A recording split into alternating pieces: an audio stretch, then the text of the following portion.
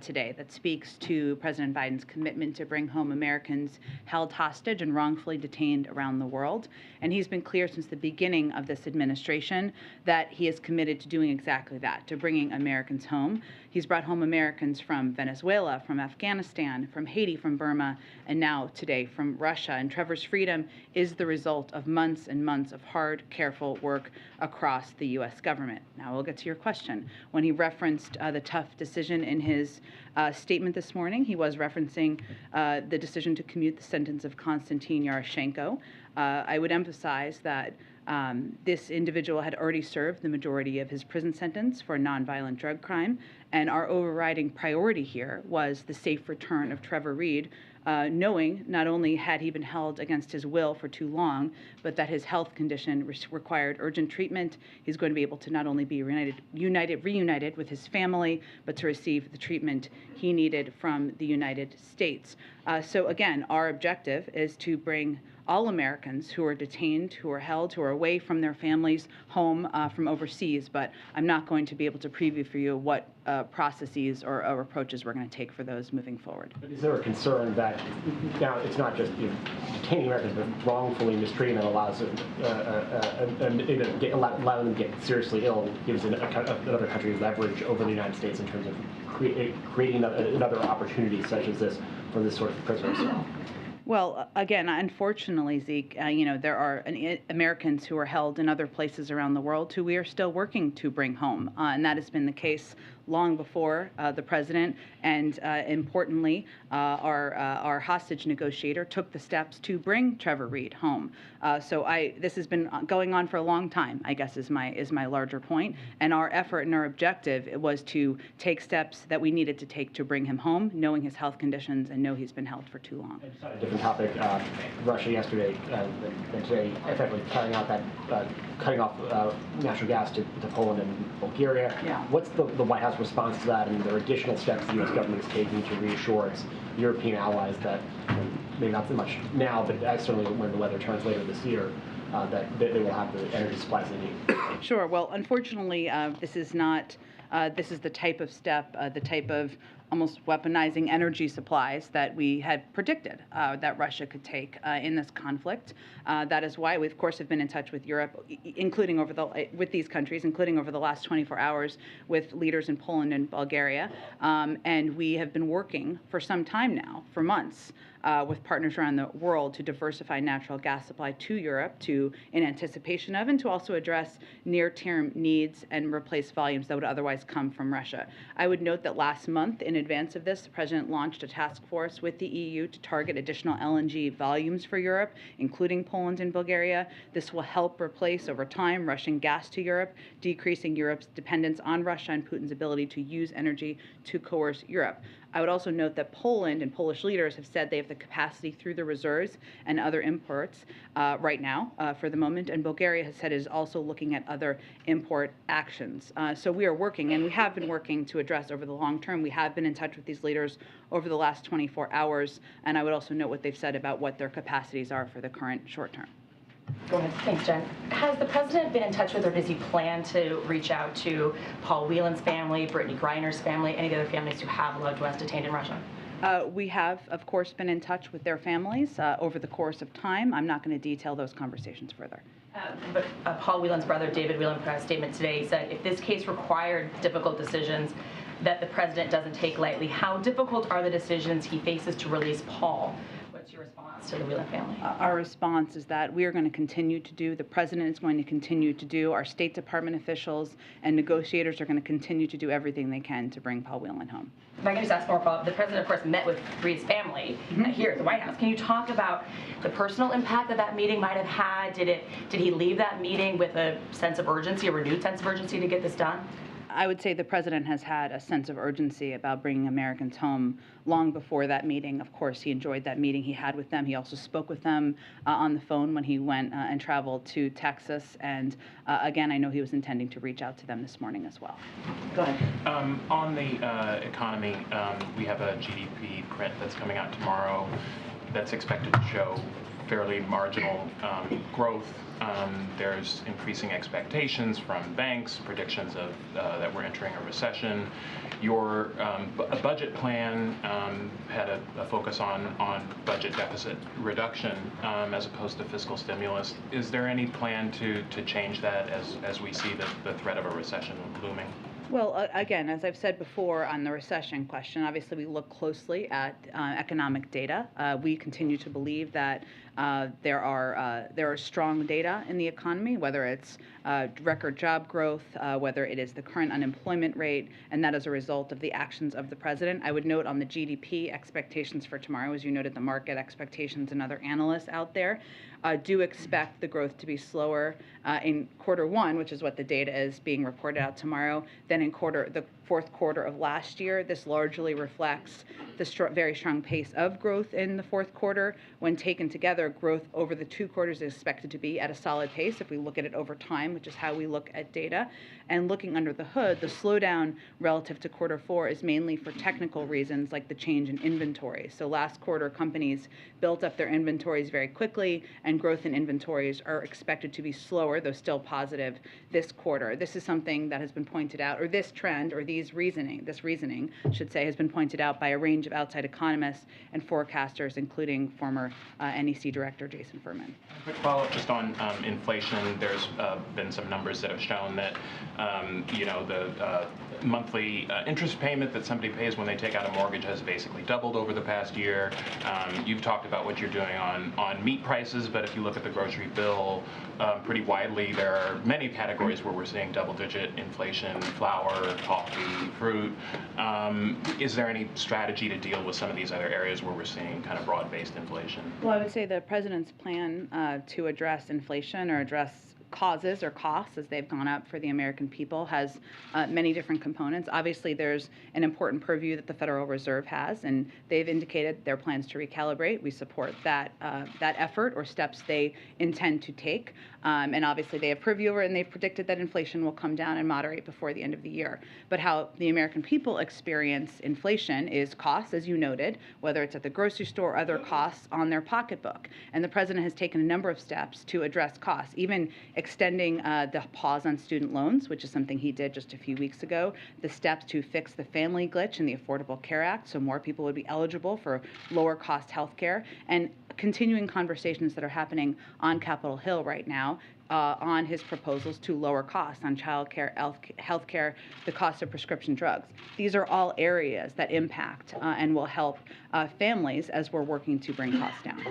Go ahead. The president told Trevor Reed's family that he had wanted to call them in the middle of the night last night, but didn't want to jinx the release of their son. Can you tell us more about what's been happening behind closed doors for the last 12 or 24 hours regarding this release? Sure. And, I think what the president was referring to, and I've fortunately, because it's a part of history and a great day, obviously, when you bring an American home, and the president has, of course, been a part of many of these, and a much higher and more important role is just there's a lot of sensitivity, as you all know, around the period of time when individuals are in transit, right, when they are being brought to a third country. As we've noted, we're very grateful to Turkey for allowing the exchange to take place in their country. So basically, over the last 24 hours, one, as I noted, this had been happening over several months. So Roger Carstens, the special presidential envoy for hostage affairs, and his team and many others had been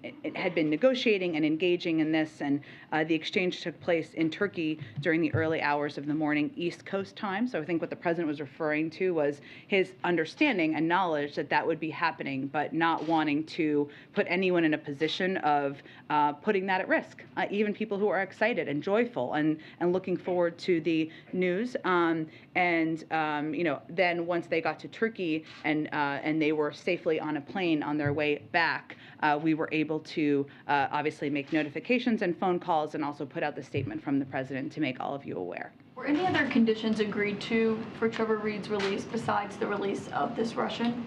This was a discussion about one issue and one topic, and that was the release of Trevor Reed. But were there any other conditions agreed to besides releasing the Russian in exchange for Trevor Reed? There's no other condition. There were no other conditions that I'm aware of. What does the White House read into Russia's willingness to release Trevor Reed now in the middle of this invasion of Ukraine?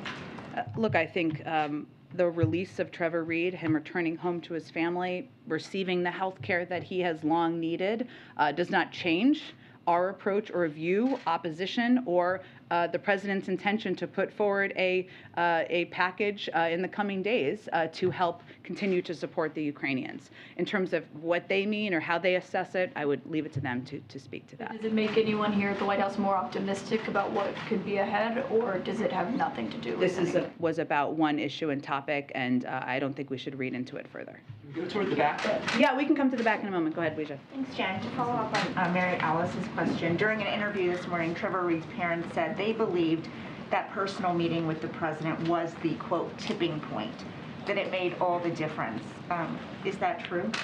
Well, look, I would say any time that you meet with, a president meets with, or any official from the government meets with the parents or family members of someone who's being detained, that impacts them personally. But this has been negotiated in negotiations for months. I spoke with David Whelan today, and he is concerned that Reed's release now narrows the chances for his brother's release, because Russia obviously was, wanted Yaroshenko's release for years now, and now that it's happened, he worries that that was a major concession that the U.S. no longer has. So what do you say to the Whelan family? We would say we will continue to advocate for the immediate and unconditional release of Paul Whelan at every opportunity, and using wrongful detention as a bargaining chip represents a threat to the safety of everyone traveling, working, and living abroad. We obviously oppose this practice anywhere, and we are going to continue to do everything we can to bring him home. They are thrilled, obviously, about Trevor Reed's release, but they can't help but have some questions about why Paul Whelan, who's been detained in Russia longer than Trevor Reed, is not home. Can you explain that? And did Reed's health, as you mentioned, have anything to do with it? Obviously, our objective continues to be to bring Paul Whelan home and any American who is not with their family and is being detained overseas. But I'm just not going to get into more details because I want to maintain the protection of our process. And then on a separate topic, yesterday Dr. Jha said that people who are at high risk for developing a severe case of COVID are eligible for Paxlovid. And the vice president just got her second booster shot. She has no symptoms. Can you help us understand why she's taking it? Well, he also said, which you didn't include in your summary there, but that you should consult with your doctor. And she consulted with her doctor. She has been given Paxlovid. That's something many Americans may be eligible for. They should also consult with their doctor. And I think overall, we're just grateful that this is an approved drug on the market that many people can benefit from, including the vice president. Okay, thank you. Go ahead in the back, in the way back, way back. 11 years ago, Japan had a terrible disaster, and the U.S. launched a program most people have forgotten called Operation Tomodachi. 25,000 American military and 10,000 volunteers came from Japan to help. And one of those that came was President Biden, wondering if on this upcoming trip he'll be coming back to that area for a short visit. And while we're waiting for advisement, is it possible to do an interview with you? Oh, okay. You often come with an interview request. I should know ahead of time. I will just note I expect we will have more details on the president's travel to Asia, something he is clearly looking forward to since he's spoken about it publicly, soon in the coming days. But in advance of that, I'm just not going to have much more to preview for all of you. Okay, go ahead. Go ahead. Thanks, Jen. Go ahead. Yesterday, after the vice president announced that she tested positive, the usual people on the internet and elsewhere who don't like vaccines, who don't think of it as much of a immediately started with the, well, she would have been fine even if she hadn't gotten the vaccine. It seems like every time there's a high-profile announcement that someone has gotten COVID, be it a member of Congress, A.G. Garland, the people at the Gridiron dinner, people take it as proof that vaccines don't work. So what about the White House's messaging could be better on that, given that 234,000 Americans died? Yeah. Well, first I would say the truth, which is I think why you're asking me this question, is quite the contrary. I mean, the vice president is continuing to carry out her duties as the vice president of the United States from home. engaging in meetings, policy discussions. I'm sure you'll see her in some capacity publicly from home as well, because she is double boosted and she has taken the steps to protect herself, like we have continued to recommend other Americans do.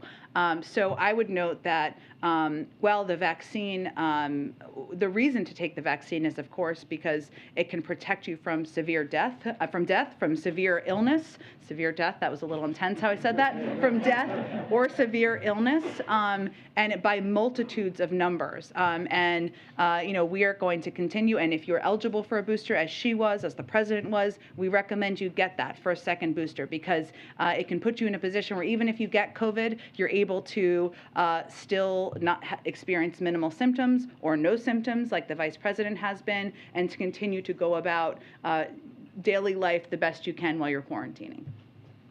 Go ahead, Kim. Yeah, thank you. Dr. Fauci said on the PBS NewsHour last night, quote, "This country is out of the pandemic phase of COVID." What phase are we in right now? And also, if we are out of the pandemic phase, why are emergency measures still in place? Well, what Dr. Fauci was saying is that we are in a different phase of this pandemic, and that's absolutely true. Last month, the president announced a plan for how we can move forward safely while staying on our front foot against COVID. As he pointed out, nationwide cases are relatively low, far below the 900,000 cases a day we saw during the Omicron surge. Even as we've seen upticks, hospitalizations are at about the lowest level since the pandemic, and deaths are declining. So there's no question that we're in a different moment in our fight against COVID. But we also know COVID isn't over, and the pandemic isn't over. And what Dr. Jha said yesterday also is that, different doctor, I realize, but I just want to reference him since he was just here, is that cases are low, driven by the extremely, cases are low, cases are still, we've seen an uptick in some places, driven by the extremely transmissible BA2 variant. We know the risk of potential surges, even as a potential new variant or subvariant remains. So different phase, because we're at a much lower level of hospitalizations, of deaths, and even nationwide of cases, but we are still seeing people get very sick from COVID and cases of COVID, and we have measures that we should all continue to take to protect ourselves. A couple of very quick, short other questions. Delesingh is reportedly taking a leave of absence. Can you confirm that, when he'll be gone, and what that means for the sanctions work that he's doing that is very important right now? It is very important. He is a very important member of the national security team. I don't have any details or any confirmation of his plans. What I would note, and if Delep were here, and we'll invite him, he would note, is that he is an incredible team he works with, who helps put together these sanctions packages, helps in implementation, helps coordinate diplomatically, and we will. There are a number of people who will continue to do that work. And when are you sending the funding request for Ukraine funding up to the Hill? Well, the president said last week it will be this week, so there's only 2 days left of this week, as soon as tomorrow, but in the next 2 days. Go ahead. Indonesia decided to invite President Zelensky to the G20. I'm wondering if you've reacted to that, but also what it says about progress that the U.S. might be making behind the scenes, hoping to expel Russia from that forum, and if the decision to invite President Zelensky has informed, and the president can confirm that he's going to now attend the summit. Well, we've seen the reports that President Zelensky has been invited to the G20, and we certainly welcome that. As you know, President Biden said just last month that Ukraine should be able to participate. But we don't have further confirmation beyond the news reports, which we certainly think are positive. And as he also said last month, which is of course why you're asking me, he doesn't think Russia should be invited, but ultimately it's a decision for the G20. So we don't have any new announcements at this point. We will continue to engage, and we've reached out, of course, to Indonesia, as you noted, who's hosting the summit, but we don't have any other additional details. It's 6 months away. Typically, the president does attend, but I don't have anything to confirm about a trip 6 months away at this point. Just a quick one on Ukraine. There's been questions about why the U.S. hasn't suspended steel tariffs on Ukrainian steel coming in. Do you have any information about why we've maintained those tariffs? Sure. Obviously, there are a range of considerations to provide not only direct assistance, but economic relief to the Ukrainians under consideration. I don't have anything to preview at this point in time. I'll go to Kristen and Jackie, and then I'll go to the back. Go ahead. Jen, thank you so much. Following up on Tam, we actually just reported that the White House is tomorrow, as soon as tomorrow, going to request the supplemental, and that it will be through the end of the fiscal year, and that it's going to be massive.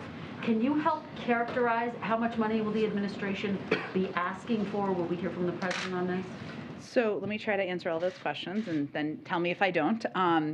I can confirm it will, as soon as tomorrow.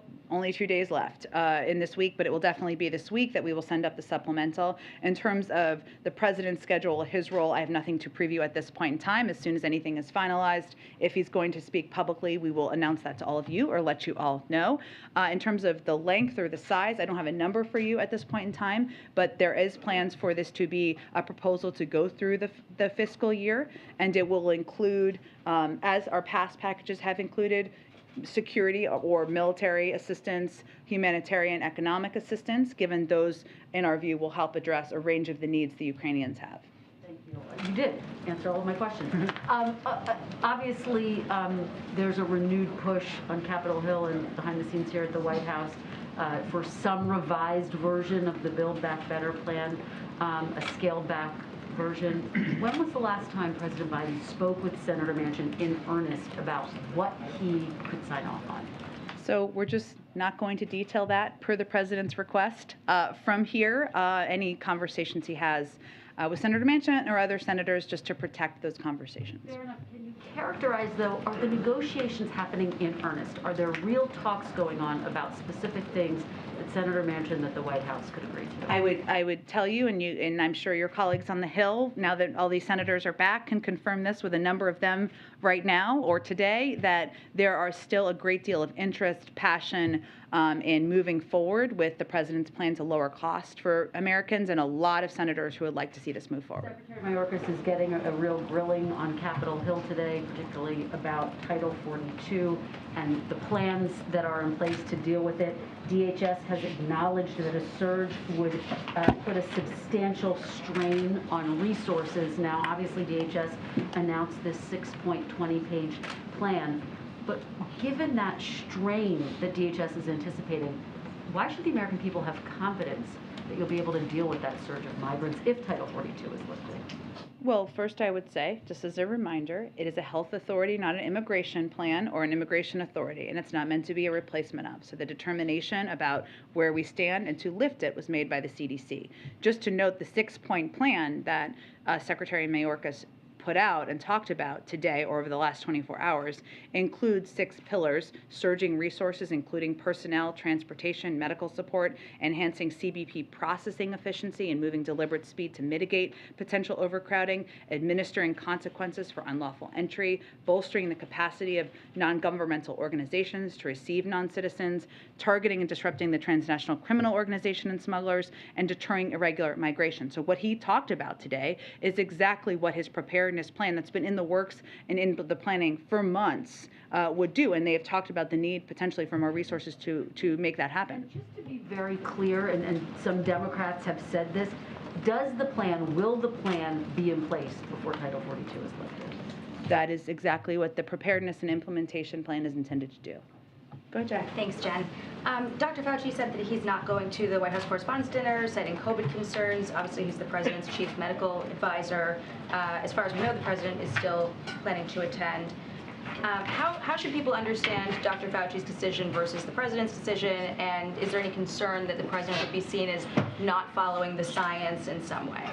Well, first, I would note and respect everyone's privacy, including Dr. Fauci's, as much as he's very much a public figure. But as you all know, he can speak for himself and his decisions. And every individual will make their own decisions about whether they attend this event, other events, whether they wear a mask at it or not. Obviously, the White House Correspondents Association is requiring same-day testing. That's a decision they have made. The president outlined, as you all know, a 100-page plan in March intended to position us to go back to our more normal routines. But in that requires making risk assessments and decisions about what you're going to do and what you're going to attend and be a part of, as we all do every day.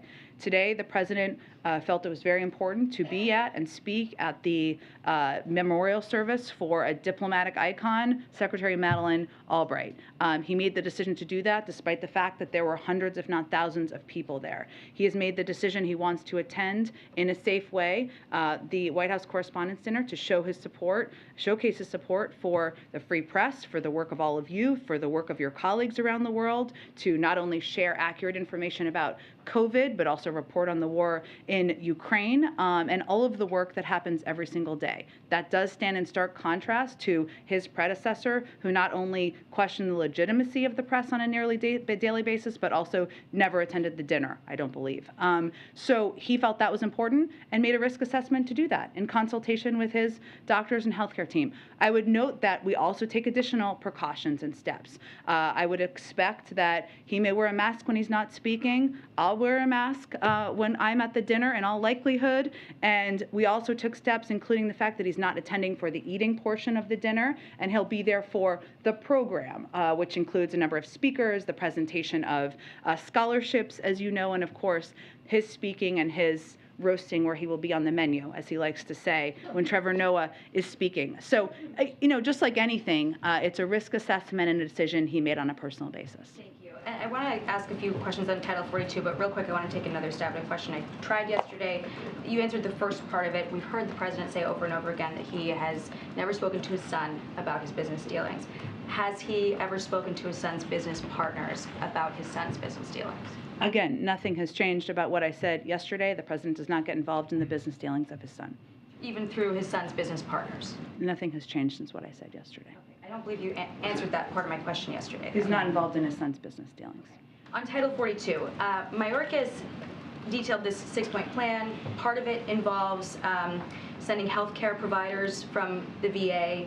He was asked about this on the Hill today. He said that it's necessary, that this interagency effort is necessary, but is it appropriate to be taking resources away from the VA to help with a surge at the border?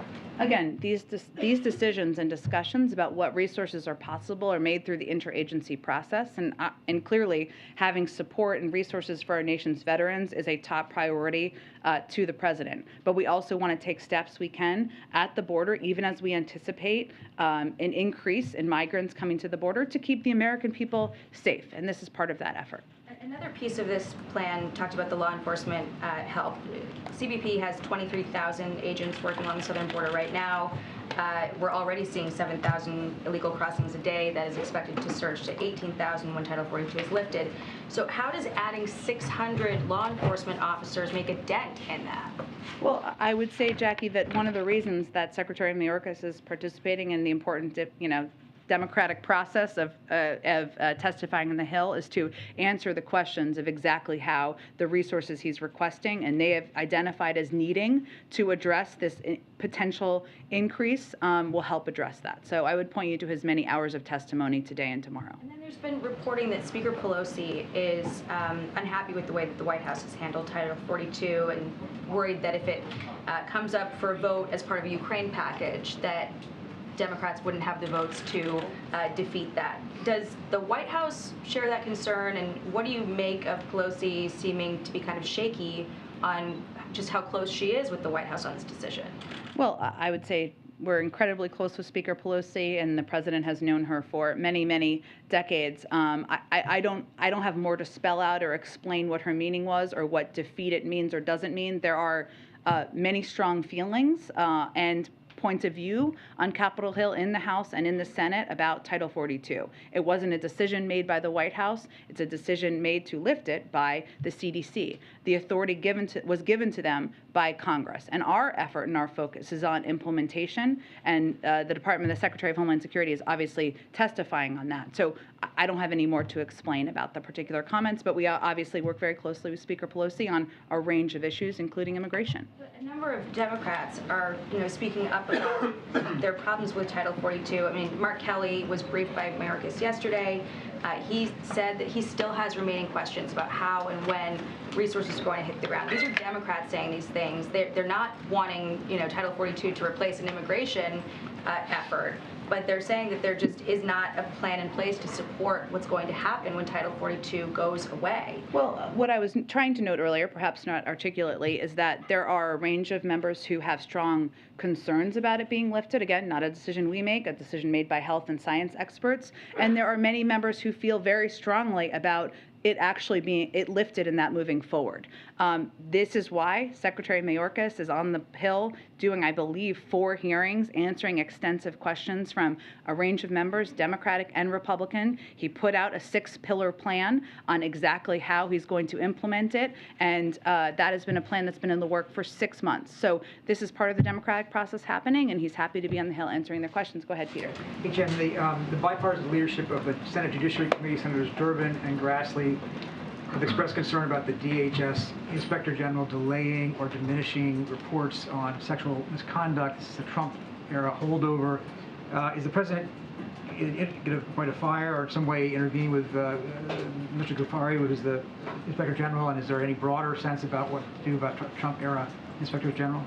I know that there can be changes made. I have not dug into this particular Inspector General with the president or the team here. I'm happy to do that, and I can follow up with you after the briefing. Good. Go ahead. Thanks, Jim. On the issue of student debt, I know you've been asked about this before, but Senator Schumer just told reporters on the Hill that the president is getting closer to canceling up to $50,000 in student loan debt for borrowers. He said the president is moving in our direction. We're getting closer. Is that true? Can we expect a decision? Look, the president has been considering and looking at options for how to provide more relief to students across the country. I would note again that not a single borrower of federal student loans has paid a penny on these loans since he took office. And this has been the longest time of that for any president probably in history. You can fact check me on that. And he's continuing to consider a range of options in terms of any additional steps. Jen, let me go to the back. Go ahead. Thank you, Jen. Two questions. Follow up on the student loan forgiveness. You said that the president is looking at a range of options with regards to canceling some student debt, but is the president looking at any options for those students and parents who saved and sacrificed so that they wouldn't have to take out such massive loans? Is he looking at including them in relief retroactively? How would they be made whole if there was some sort of canceling of debt? You mean for people who have paid off all of their student loans? Who made sacrifices so that they wouldn't have to take out some of those loans? It's a good question. What I can tell you at this point is that there's legislation he'd be happy to sign for individuals who have $10,000 in existing student debt. If Congress wanted to send that to him, he'd be happy to sign it, and he's looking at executive actions and authorities. But I don't have anything to preview on that front. Okay, then, if the president does move on canceling some of the student debt, isn't that just one half of the equation, though? I mean, what is he looking at in order to keep some of these public universities from jacking up tuition prices, despite some of the federal subsidies that they've been getting? I mean, what is to stop some of these schools from just increasing tuition for the next generation of students? Isn't that half of the equation here? I don't know if people would consider it half of the equation. I don't know. We'll let Americans define it. I would point you to the Department of Education to talk about their efforts on that front. One last quick follow-up. Is the president's weekly lunch with the vice president still a priority for him? Absolutely. Obviously, they're not going to be dining in person while she is quarantining at home, but they did speak yesterday, and I expect they will speak regularly while she is quarantining, and she is participating in a number of policy meetings here, too. Follow up. Go ahead. And then I can come to you, Nikki. Okay. Oh, go ahead. So polite. Go ahead. Do you have any reaction to Boeing claiming that it's lost $1.1 billion on the Air Force One contract? And more important, has the president ordered Boeing to stick with the traditional blue and white design instead of the garish red? This is bringing me back to like my first week in this job. Yes, I appreciate it. I actually don't have any information on the plans for the new Air Force One. I can certainly check and see what we know, and I can get back to you on that. Go ahead. Thanks, Jen. Do you know why the Vice President's doctor recommended she take Paxlovid? Well, I think as Dr. Jha said yesterday, there are a range of Americans who may not know they're eligible and they should consult with their doctor. That's exactly what she did. And one of the, not challenges, but one of our efforts right now is to provide more information publicly and have more people consult with their doctors about whether they're eligible. Do you know if she's like showing symptoms, or would her getting like severe COVID present like a national security risk? They obviously said yesterday that she did not have any symptoms. I don't have any update beyond that.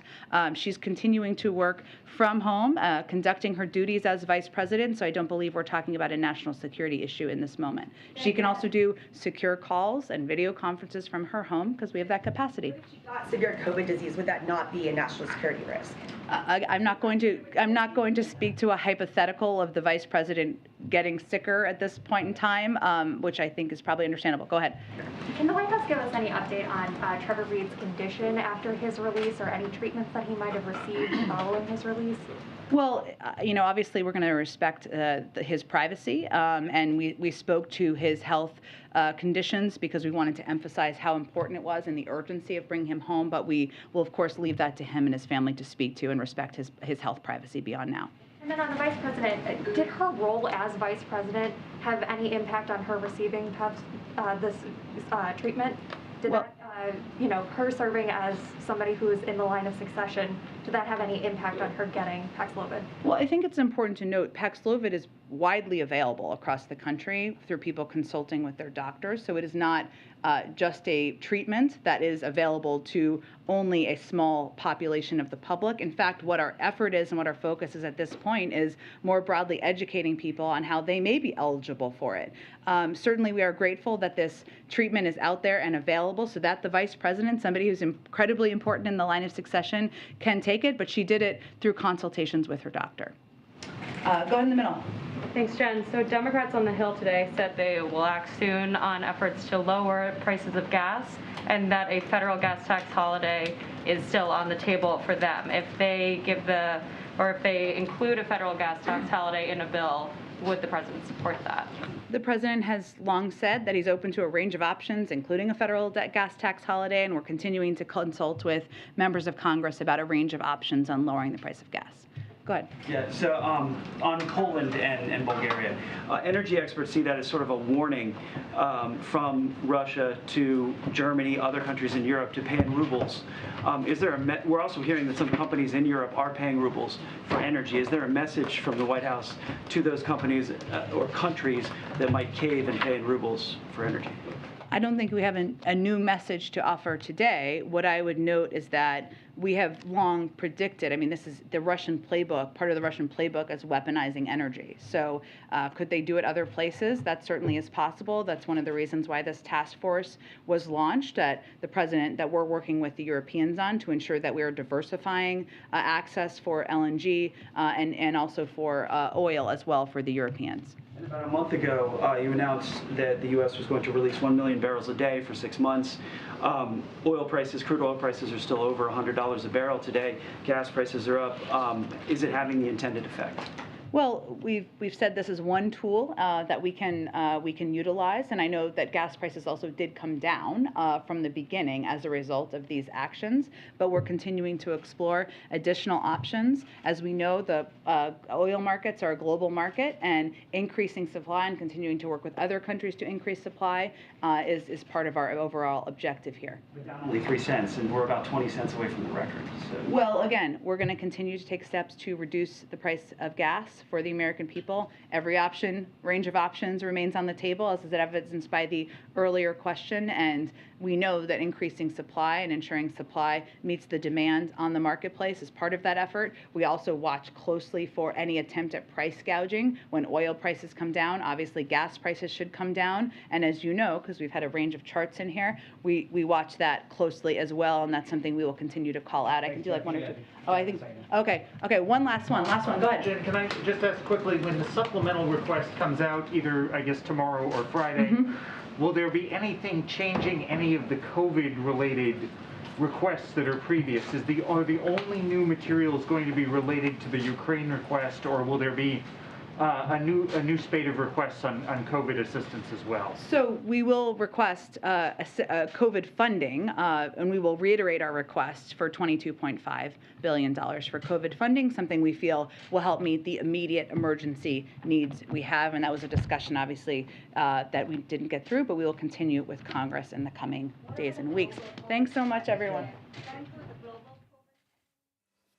And we've been listening to White House Press Secretary Jen Psaki holding the daily press briefing. Psaki discussed the release of Trevor Reed, saying it took months of work to bring him home. She says the president has been in contact with the families of Paul Whelan and WNBA basketball player Brittany Griner, who are both still detained in Russia. But she didn't give further details on those talks. A lot of eyes on that. And she also spoke on what the administration is doing in trying to lower costs in regards to the rising inflation, something affecting so many Americans. Psaki also addressed the war in Ukraine, saying the White House views Russia cutting off gas to Bulgaria and Poland as a tactic, she says, to weaponize energy supplies. We're going to take a quick break, but we've got a lot more news ahead. You're streaming CBS News, always on. CBS News Sunday Morning with Jane Pauley on CBS.